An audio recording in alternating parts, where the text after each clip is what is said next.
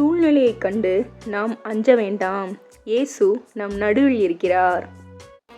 சத்துருவைக் கண்டு பயப்படவும் வேண்டாம். இயேசுவே நம்மை பாதுகாப்பார்.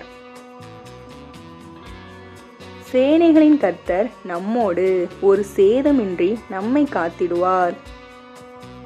வல்லமையின் தேவன் நம்மோடு, தம் வலக்கரம் பிடித்து நம்மை நடத்திடுவார்.